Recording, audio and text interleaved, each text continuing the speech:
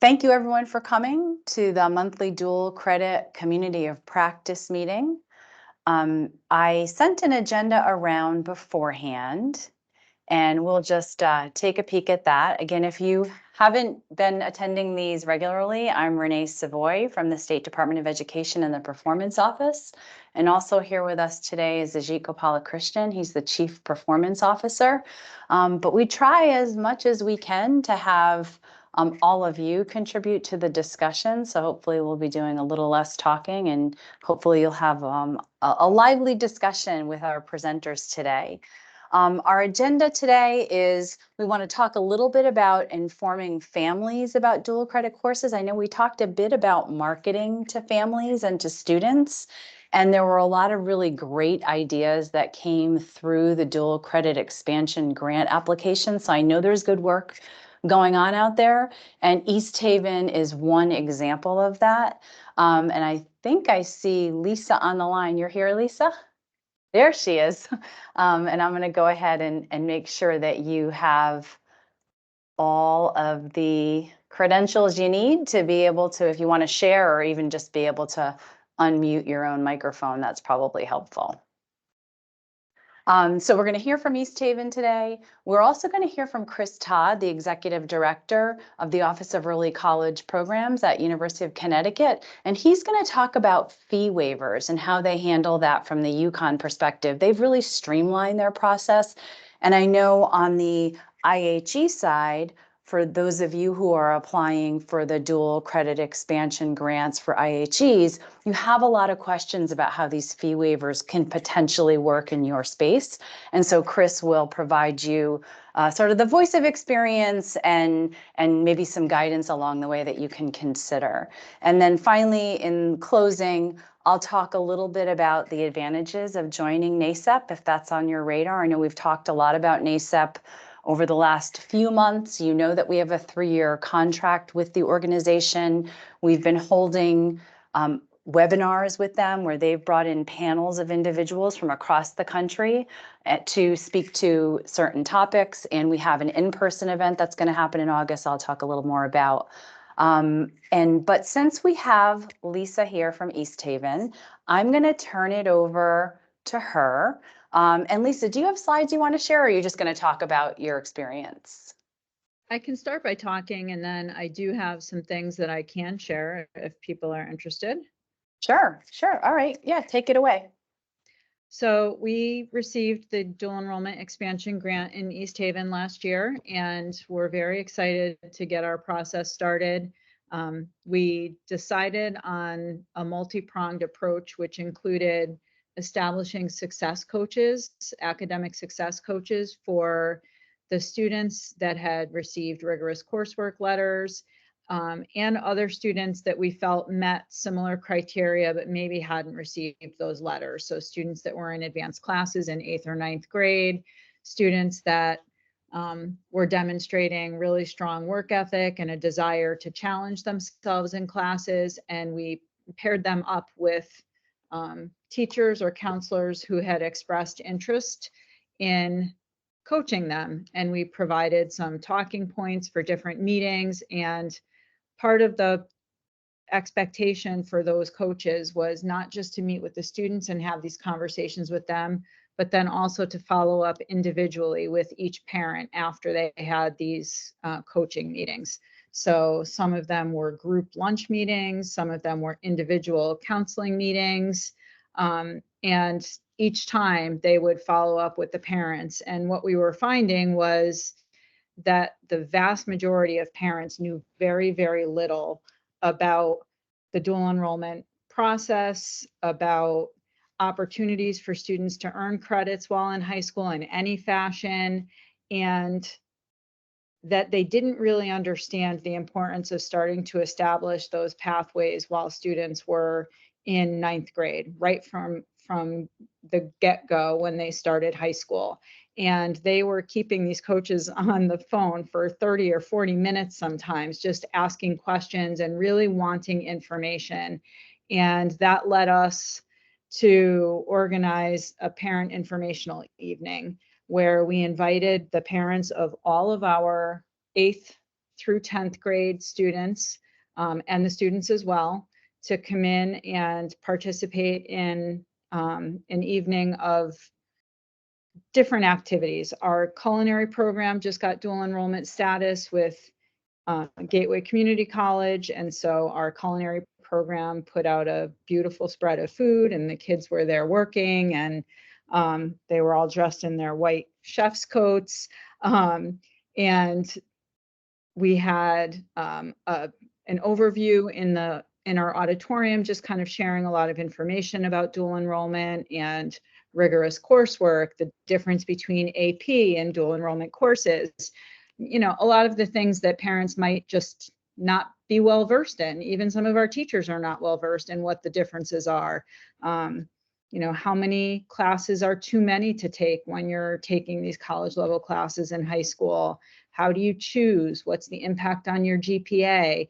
A lot of those questions that just maybe are not part of an initial counseling meeting with a student one-on-one.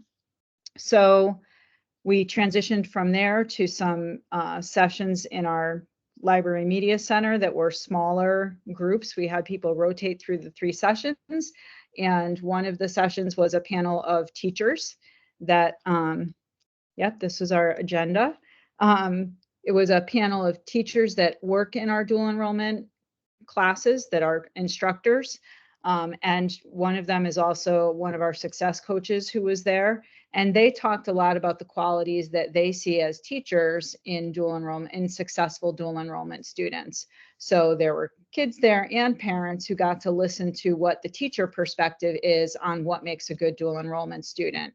Then they transitioned to a breakout session where we had representatives from Southern Connecticut, UConn, and Gateway who came, and they talked about, from their perspective, what makes a successful dual enrollment student and what their processes are like and how to, you know, encourage kids to stick with it, and what the different opportunities were in our high school, but also on their campuses. And then they transitioned finally to a session with a student panel, which was great. And they were hysterical talking about the dual enrollment experience. You know, they likened it to war at one point. You know, like you're in class one day and the next day, you know, the kid that was sitting next to you the day before isn't there anymore, and how afraid some kids get at the beginning because it's such a transition and a jump in terms of the work that they're asked to do. But to a person, every one of them talked about sticking it out and how important it is to learn those time management strategies and to learn how to find balance in how they do their work, and advocating for themselves with their teachers and learning new study skills, and just that it really changed their whole approach to school. And I thought they did a wonderful job, and every one of the breakout sessions seemed to give a little bit of a different perspective, but there were definite themes that kept coming up over and over again. And so I think it was very helpful. Afterwards, we had several emails from parents who weren't able to attend saying, you know, we weren't able to come, but we heard really good things. Could you share the information with us? And so it was really powerful. I think we had about 75 students and parents come, which, you know, I don't know about the other schools, people in attendance here, but for us, for an academic event, that was a really good turnout. That was a really positive turnout. And we shared the rest of the materials in our guidance office, and they will continue to share with people and have those materials for students when they come in. So Renee, is the share content there if I just wanted to show the pathways documents too. I think it's You here. should be able to share because, oh, actually, maybe I need to stop sharing. Let me stop and then you can take control.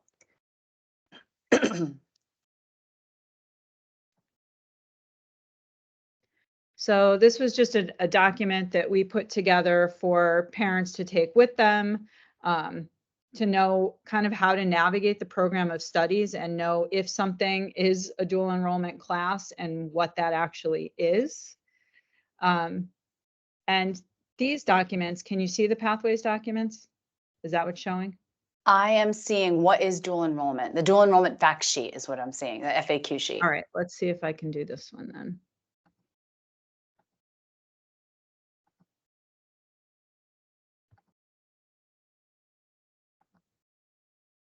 Okay. So as part of the expansion grant, we also had, we built in an opportunity to create graphics for the pathways that we have that are either CTE or different career pathways, and tried to put these documents together that also linked our dual enrollment offerings with our CTE offerings or with our capstone and mastery-based diploma assessment pathways, and trying to pull together a lot of these initiatives, a lot of these things that kids seem to think are all separate.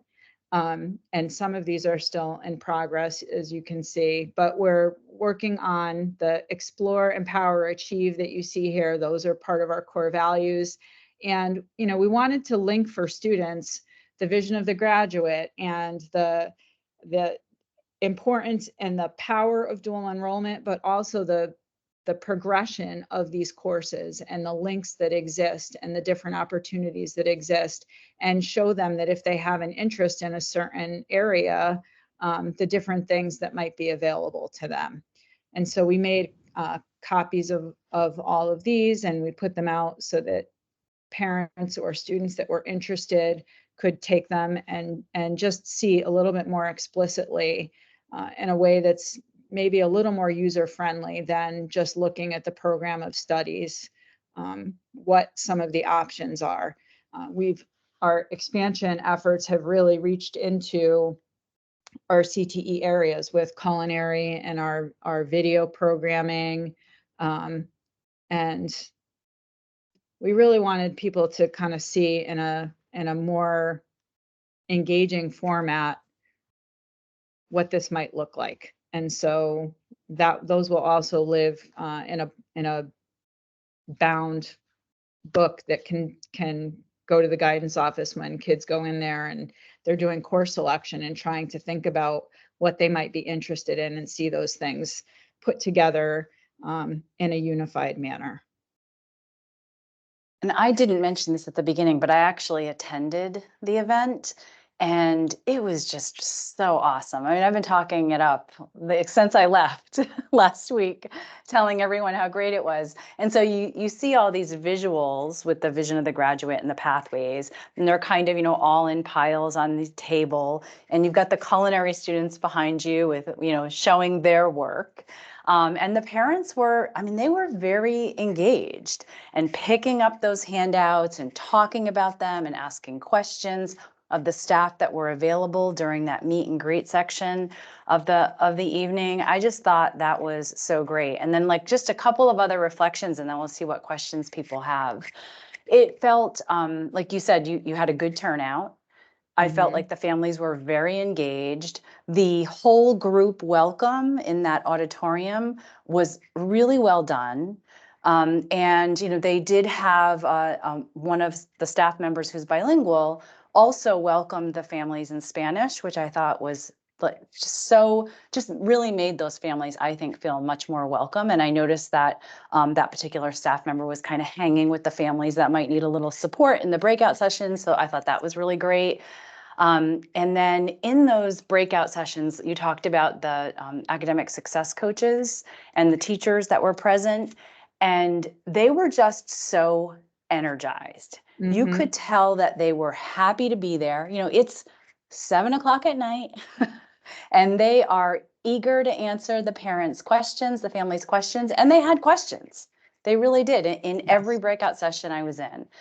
The representatives from higher ed were a great resource. There were some myths that were busted along the way. I thought that was really helpful. And then when I transitioned to the panel of students, like you said, they were hilarious. They were so honest, but yet were able to effectively communicate the the value that they saw in these courses that they took, and how in the beginning it was really hard, but now they're so happy that they did it and they stuck it out. And I think one of the comments that one of the students made, a couple of them kind of referred to this, was how much support they feel they get in your school. And a couple of them remarked about that. Like when you have questions or when you're feeling like you can't do this, there are people to turn to. So that mutual respect that the teachers and the advisors were showing in that first session, and the students just sort of outward recognition that they feel that and that they experience that, I thought was just perfect. So that student panel was just, they were so good. I can't even put it into words how good they were. They were amazing. They were really good. The other reason that we're really hoping that the expansion of some of these courses continues is that when we made college and career readiness in reading and math a graduation requirement. So students have to either demonstrate college and career readiness in math and reading and science as well through their NGSS or SAT scores, where they have to achieve benchmark on their iReady screenings. They can show grade level proficiency. And if they don't do that, there's a kind of a growth model that we look at with them for them to demonstrate that, over the course of their years, that they're at least achieving increased benchmarks. And we have a course for seniors in each of those areas if they really need some extra skill development. But one of the alternatives to achieving the benchmark on SAT is to take and successfully complete a dual enrollment course. And we have a number of courses in the English department that I feel are very rigorous. And if students can do that work while they're in high school and they can be successful in those courses, they are college and career ready.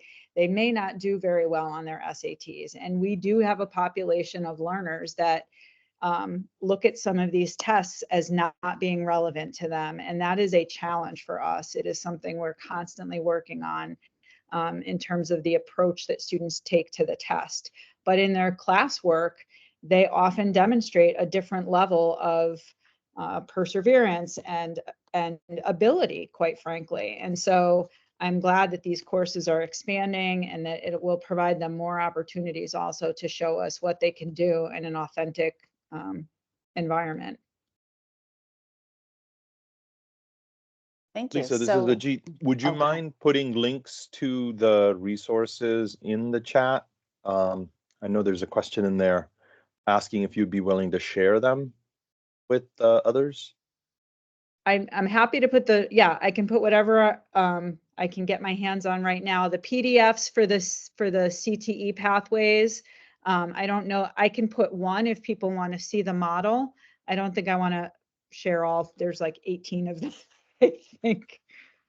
But I will put the other documents in there.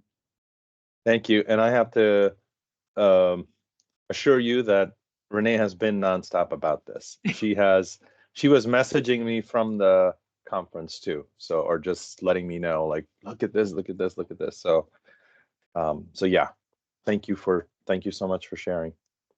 You're very welcome. I'll turn it back to you, Renee. Right. Are there any, I know we have a couple of requests for resources. Any questions or comments that people want to make? Wondering how you can replicate this? Oh, there we go. Judy, go ahead. I think you can unmute yourself. Maybe not. Let's see.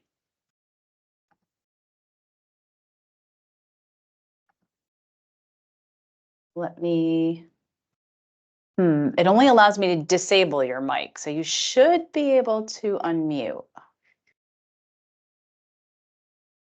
How about we wait for you to figure that out, and we'll go to our next hand that's up. Let's see, and I can't see your name. I see a hand, but I can't see the name because. Dina. Okay, Teams is not cooperating. Okay, go ahead. Sorry, Dina. I think I'm good. Can you guys hear me? Yes. I can. Hi, Yep. Lisa. It's Dina Natalino from New Haven. How are you? I'm good. How are you? I'm good. I'd love to see what you guys are doing. I know Sal and I had connected too about sharing some of the work that we're doing with New Haven and East Haven. I'm wondering, I love those one pagers that you made and how they connect to the portrait of a graduate. Would you be willing to share that with me so I can share with my my team as an idea for where we can go moving forward? Sure. Thank you so much. And Judy, I made you a presenter, so that should give you more control. No, it's not working.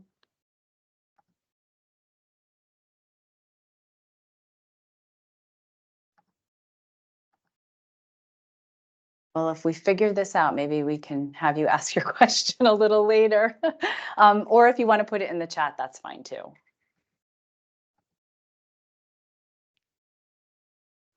Any other comments, requests, feedback?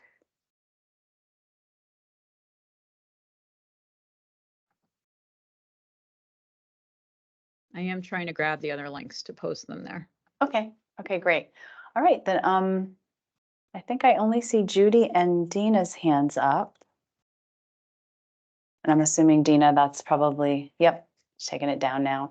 All right, I'm gonna go ahead and put the slides back up because we're gonna transition over to Chris.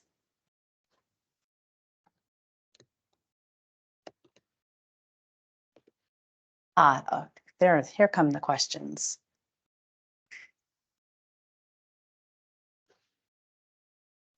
It was actually to Lisa specifically from Judy. This is probably the question that Judy was trying to give voice to. But her question for you, Lisa, is do you use the terms dual credit and concurrent interchangeably? We have not really used the language of concurrent enrollments. We've stuck with dual credit or dual enrollment because the students are enrolled here and at the Institute of Higher Ed. And the students that are taking AP courses, we did make that distinction as well, the difference between taking a dual enrollment course and an AP course. We really wanted to focus on the idea of enrollment, like that they are dual enrolled, because one of the points that was made is if you have difficulty in one of these classes, it does go on your transcript, and that they do need to be aware that, you know, if you start having difficulty, you can't just put your head in the sand and pretend it isn't happening, because that's going to follow you at the university level. And the kids reinforce that point as well, like use the supports available to you, but this is something that, you know, will follow you. So we have not really used concurrent in our language. Thank you, Lisa. You're Oh, we welcome. hear you now. It's fixed. Excellent. Okay, any last comments before we move over to UConn's ECE fee waiver policy? All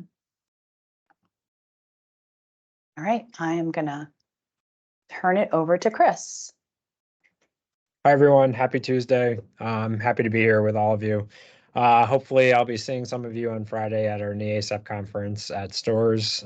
Just a big thank you to Ajit and Renee for helping push that out to the communities of practice around dual credit and concurrent enrollment. So today can be a general overview of what our current fee waiver policy is. As with any policy, it's pretty iterative in the sense that, like, we updated it last year. We have some initial data that suggests it's working. We have our site rep conference coming up in a couple weeks to talk to our site representatives and get some more feedback from them in terms of what worked well, what needs to be improved. But like anything else, like it's sort of a best guess at how to improve access for students and sort of what works in terms of programming with the university. If you want to go to can I advance? All right. You're muted, Renee, so.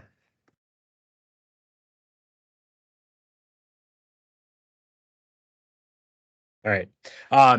So where we were, the program kind of pre-pandemic really focused on free and reduced lunch as the primary waiver. And then during the pandemic, the team actually had shifted to a community eligibility program questionnaire. And last year, we really took sort of a deep dive into our enrollment figures and trying to figure out like where sticking points were in the registration process and where barriers were in the registration process. Our transition to the dual enroll partnership to manage our registration for the program actually allowed us to get a better window into where we were losing students in the registration system. So we'd be able to see when the initial attempt to register for a course was created. We can see sort of like the history of communications to both school representatives, family representatives, for each individual student. And what we saw was that a large number of students were actually the registration process was beginning, it was going through, and then the consent was even being approved. But the minute the CEP questionnaire got started, that was really where the registration sort of stopped. And recognizing that that was really becoming a barrier of access. So we sat down and we really looked at our partner schools, thinking about like what made sense programmatically. And so last year we implemented for this current year a policy where any school that has 75% free or reduced lunch or is a designated Title I school with a school-wide indicator and some caveats in terms of like the percentage of free and reduced lunch would receive a school-wide waiver. So to put sort of a figure behind that, of our 188 partner schools this year, 45 of our partner high schools were fully waived, which means any students in that school, regardless of what their individual financial background is, would be waived from fees. In addition to that, we also still maintained our individual fee waivers. So any student at any school in the state of Connecticut that's partnering with us has the ability to apply for a fee waiver for the course or to be eligible for a fee waiver for the course. If you want to advance, Renee. So how does this kind of work? I think, in large part, a huge shout out to Ajit and his team, because we worked really closely with the Department of Ed to try to make sure that whatever we were implementing as an IHE made sense for our site representatives and our partner schools so that they would have eligibility for it. Really what the waiver eligibility verification lands on is just a yes, no. So we're asking the site representative to verify that the student who self-identifies as a student who is eligible for federally subsidized reduced meals is in fact eligible as reported by the district's direct certification system that backfeeds the CSDE data. So really making sure that we're sort of directing everybody to the same data collection point that the district's already using to report those figures to the Department of Education. I think the bigger piece too with direct certification is it helps capture SNAP, it helps capture TANF. If you have students that are homeless or may be moving between foster homes, like the system really does capture all students who should be eligible for a fee waiver. And it gave us sort of a central point to direct everybody in the district to and our site representatives to in terms of where they could get access to that information. Because the department really doubled down and made dual credit and concurrent enrollment credit a part of the accountability system and index, it gave us a little bit more leverage too to say that since this enrollment data is being collected by the department, that site reps are able to access that data in terms of a yes/no verification. We also talked a little bit with our site representatives about the messaging, like recognizing that we were rolling this out in a period of time where all Connecticut students had access to free lunch. So really making sure that families and students understood the difference between free lunch as a result of ARP ESSER funds free lunch versus actually being qualified for free and reduced priced meals. So again, it was really sort of a communication strategy, thinking about what would work. In terms of like where we landed this year, generally it was pretty hiccup free. We had a couple of site representatives that worked with our team to make sure that everything was there. We ran audits for every district, so we really looked to see whether or not the percentage of students from a district that say wasn't fully waived was sort of coming in comparable to the year before, to look for any anomalies in the system. I think, the piece for us that sort of has us convinced that this was the right approach and that it's working was that our overall program enrollment grew from last year to this year by 14.6%, but our fee waivers actually grew by 39.2%. So when we're looking at the growth in both unique students accessing courses and then the number of students that were taking additional courses, a large percent of that were students who qualified for a fee waiver. And so when we're really thinking about like if the policy is designed to improve access for students, like are we actually addressing that targeted need? And I think year one feedback, we feel pretty good that we're moving in the right direction, and we'll consider to kind of keep that moving forward. And Renee, if you want to put up the last slide, in addition to this, we also offer a third-party billing option. So we do have some districts that don't qualify for a full fee waiver, but allocate district funds to cover the cost of any students that aren't eligible for free and reduced lunch. And so what our team does is we run through the registration process as we normally would. Those systems or those schools are just set in ahead of time, so that anybody that qualifies individually for free or reduced lunch, that fee waiver automatically comes off. And then we're really just looking to invoice the district for those students who wouldn't have qualified for a fee waiver. But what we do is we really run all these reports ahead of time. So going into the registration process in the fall, we work with dual enroll and the registrar's office and the bursar's office so that every school is set up and programmed into the system where they stand. So whether they're a third-party billing district, whether they're a fully waived district, or whether they're an individual student waiver district, we get all that set. So on the front end, the students and the families really don't even know where they stand until they go through the process. So if you're a student that's in a fully waived school district, you go through the registration process, the system automatically skips the payment piece and it jumps right to the parent consent piece. So there's never, at no point do the students ever see a bill. They don't really have anything coming to them. If it's a district where, say, the student is individually qualified, they would go through, they click yes, and then once the site representative verifies on the back end that they are a student that is eligible for a fee waiver, again, the system just automatically continues the registration process for them, and it sends the parent consent component or the family consent component to their family guardians, and then just keeps kind of the process going. And so we saw a significantly lower number of registrations that got stalled out sort of in that registration period that we were originally seeing with CEP. Generally, it was a pretty much seamless overlap for some of our partner schools.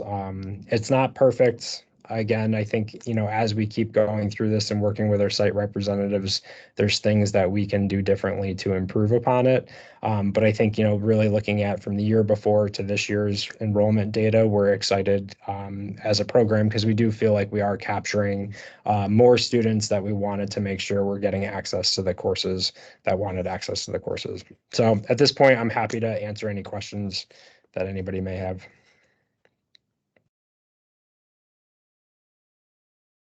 And I do see a question in the chat from Seth or Ajit. It says, is there a way that dual enrollment reps at the district can gain access to the full list of students that I'm assuming is eligible for free or reduced lunch?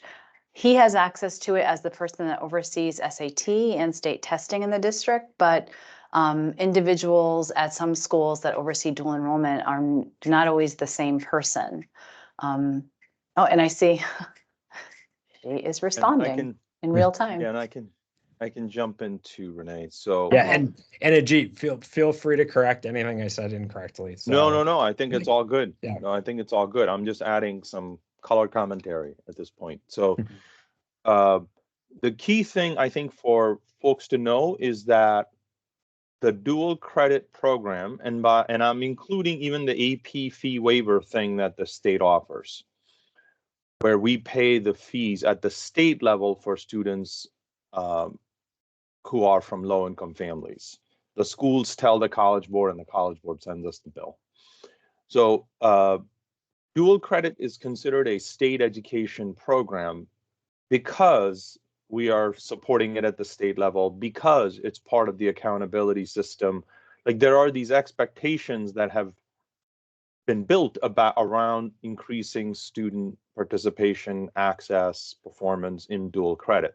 So dual credit is de facto a state education program. So the moment it becomes a state education program, then the educational program person at the district is eligible to get the free or reduced price meal eligibility status information. It does not give them access to whether the person is SNAP or TANF eligible. That's none of our business, right? I mean, that is part of the food service worker. I mean, that's their problem. As far as we are concerned on the program side, we just need to know whether the person is eligible or not. And so given that dual credit is a state education program, the person is, the programmatic person would be eligible to know that. And I mean, clearly, right now what happens, we send the data through direct certification to the districts, and the districts then turn around and report it to us through PSIS, the free or reduced price meal indicator in PSIS. Now, you know, there's one thing that I know that you didn't mention is the alternative income form, or even the household form. You know, if you're not a CEP district, you're still doing the forms, you know, the meal eligibility forms. They're called the household applications. So however you get to know that the person, the student is from a low income family, you know, whether it be through direct certification, that's obviously primary way, but then you might be doing the household applications. You might, if you're a CEP district, perhaps you're using the alternative income survey. Whatever means through which you know that the student is from a low-income family, and that goes into PSIS, the post-secondary readiness lead, the person working in this dual credit space, has the right to have that information so that they can notify UConn ECE or CT State or whomever else, any other IHE that has a system where they're expecting a site representative's affirmation. Because to Chris's point, taking that question barrier away from the parent student side really streamline the system for the parent. And then they don't even see that screen in their registration system. That's huge. I think that eliminates a barrier for the student, the family, to access these courses. So yeah, so if you're doing this work, you're absolutely eligible to get this information so that you can support the student and remove that barrier. Totally.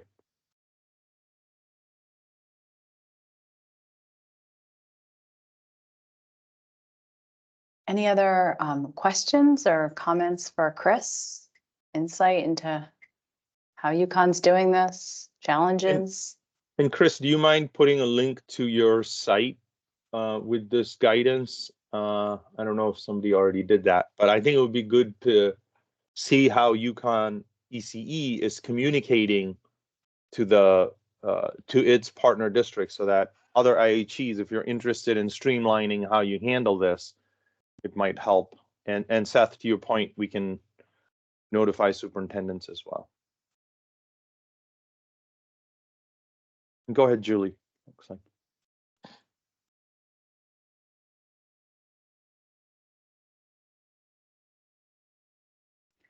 Can you hear me? Yes. We can hear you. Yes, Yep. great, thanks. Yeah, Chris, I'm curious. So whose job is it at the at UConn to verify this? And so do they run spreadsheets from dual enroll, and then they go back and check with the site representatives at the high schools? Just need to understand the process. Yeah, no, so the way that it works, it's a great question. So we have a billing and operations specialist that works in our office.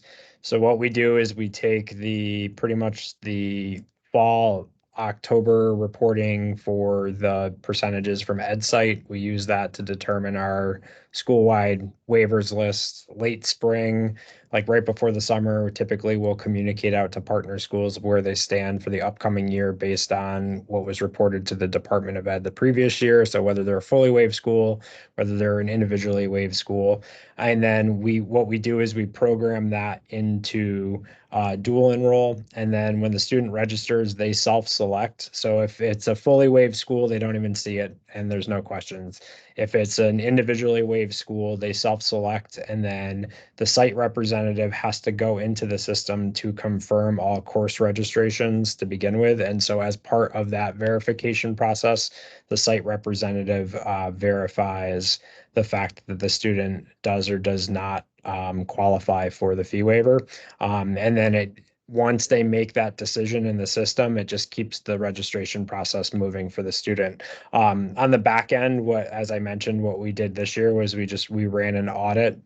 So we sort of looked at like once the registration was totally closed, we ran, so our fully waived, we wanted to see how many more students registered for courses, and if so, did they take additional courses as a result of the kind of the improved communication around that.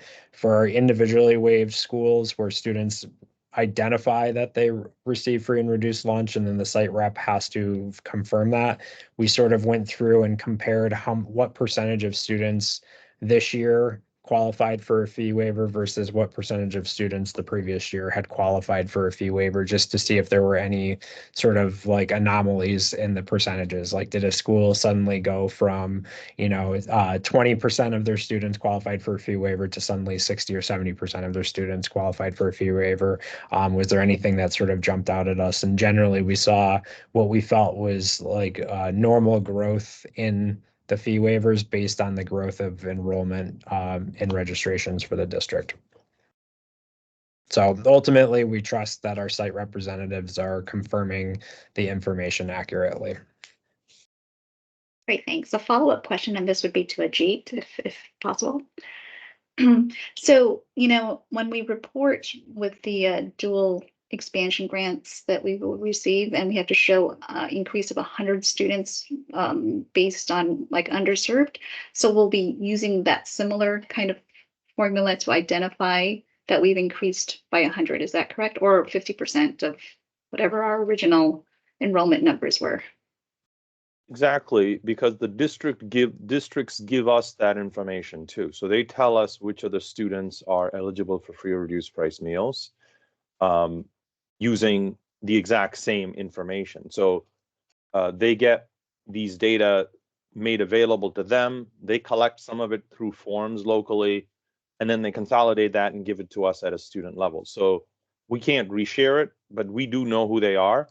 So when you send us annually, you've started sending us the enrollment information now. So for students who are taking these dual credit. So we'll be able to sort of look historically at institution by institution dual credit activity and see, like, are the institutions growing?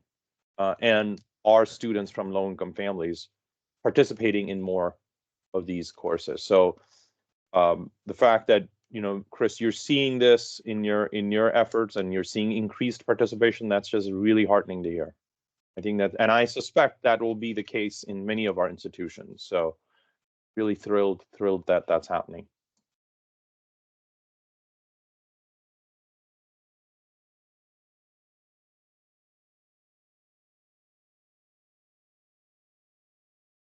Anyone else with questions or comments?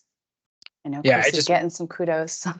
I just want to, like Ajit's office, Ajit Renee, and like John Fresnelli's office, like as we were really trying to work this out, were fantastic to work with and sort of problem solve around like what potential hiccups there may be. And then obviously, I think how we communicated to our site reps so that our site reps feel comfortable with it is as critically important as well. Well, as the conversation goes, Renee, I'll put some links in the chat. It's great. Anyone else before we transition to the final topic to close us out?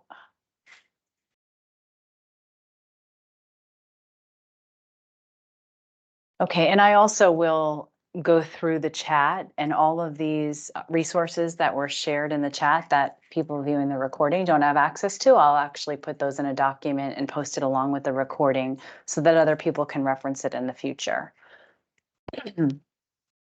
So finally, NASEP.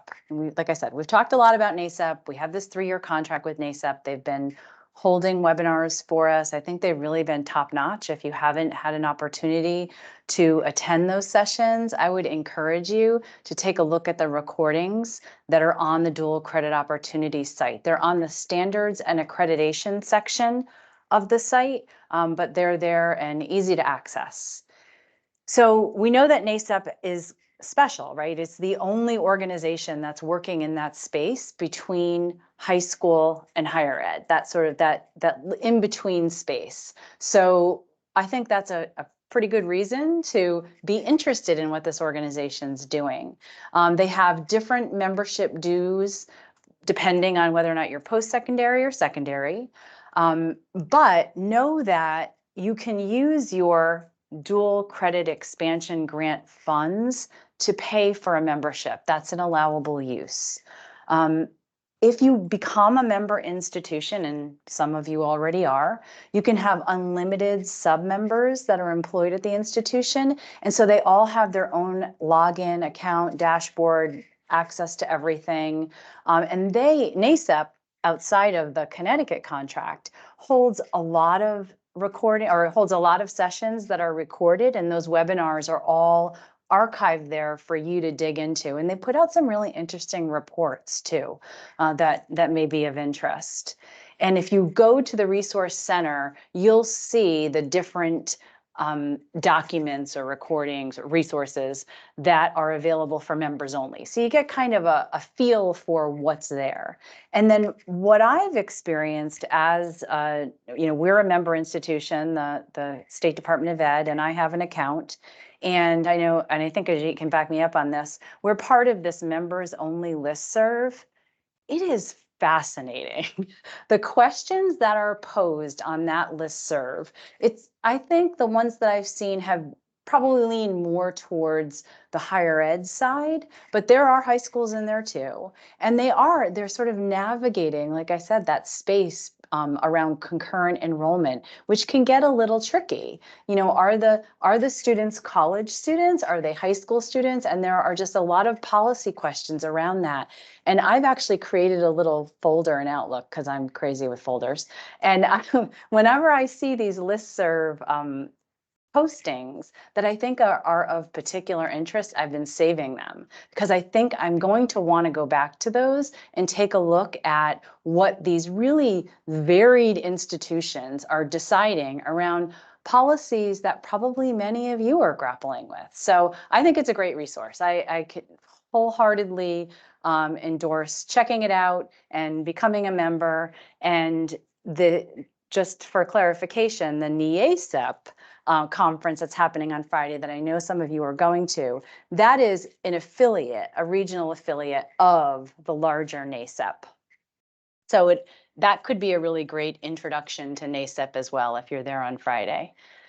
And then finally, some event updates. Again, I mentioned the really top-notch sessions that we've had so far from the panel of experts that NASEP has brought together for our 2 sessions that happened in March and in April. The recordings are posted. We have one coming up on May 30th about student supports and the student experience. You can register.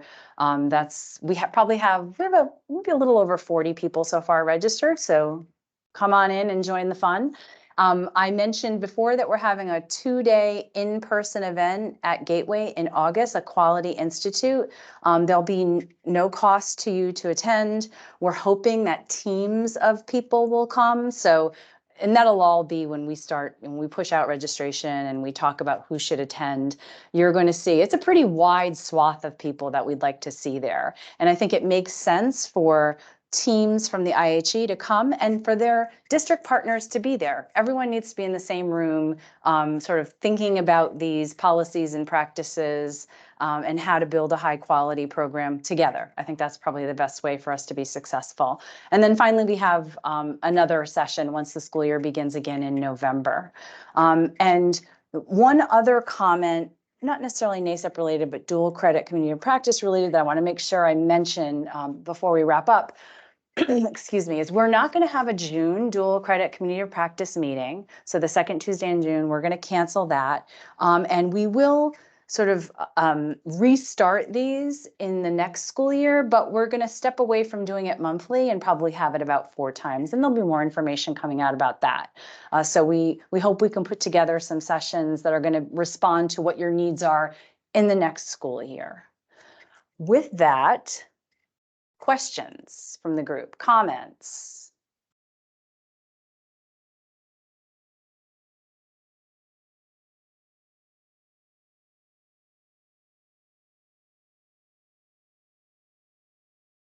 I see Lisa asking if the grant is going to be renewed next year, or is this a one-time opportunity? Given the nature of the funding source, for now, we're saying this is a one-time opportunity. But I know Ajit has talked in past sessions about our collective efforts to hopefully eventually have some sort of dedicated funding stream, but that's sort of a legislative initiative. And I don't know if you want to talk a little more about that, Ajit. Just very briefly that, if you're depending on the funding source for this current grant, it is a one-time grant. We're using COVID relief funds, so it's not an annual thing. So, you will enter a liquidation period, or if, I don't know if East Haven, for example, is funded through ARP ESSER funds. So if you're funded through ARP ESSER funds, then, you can pay for your staff salaries until September 30th. And after September 30th, you can still liquidate for contracted services.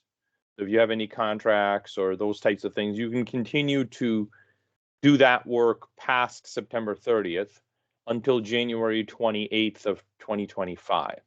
So presumably by then you will exhaust the funds. And if you don't, there is a possibility to seek federal extension for liquidation that even extends beyond that for ARP ESSER funds. And again, for non-district salaries, it's for contracted services or, contracted purchases, that type of thing. So there will be an extended liquidation period for that. If you're ARPA, then you have a slightly longer, okay, good. If you have a ARPA fund, you do have more flexibility around the monies. But again, these are one-time funds. These are not going to be around. So I'd say sooner you can liquidate them, the better in general. And we will be advocating for additional funds. The legislature actually just passed last week a law that requires us to study the feasibility of having a statewide dual credit program that looks not just at dual enrollment like the college IHE related, but also AP, IB.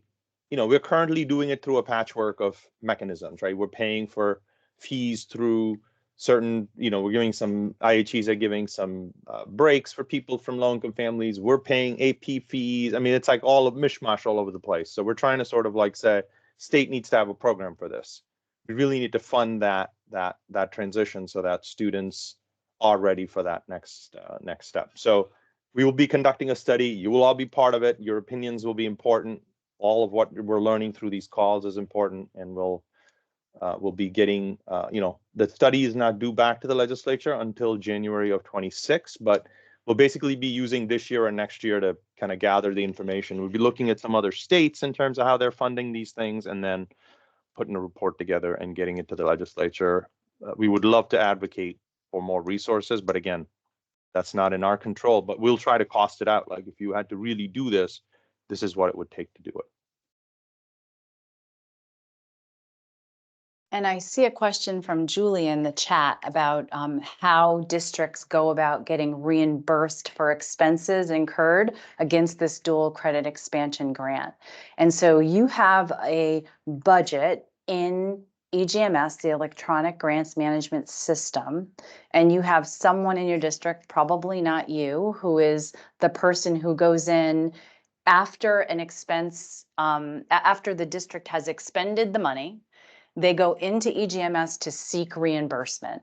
And they, depending on your funding source, kind of dictates how much backup evidence you have to provide in order for that reimbursement to happen.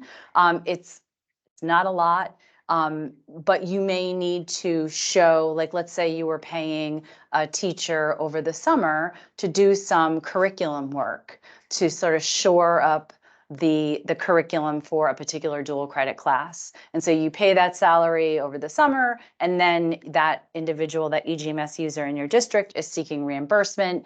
They would put in the reimbursement in the budget against the salaries line in your budget.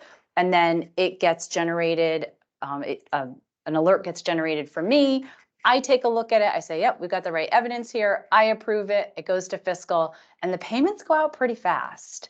I don't think I've waited more than a day to review these reimbursement requests. So it's a pretty speedy process.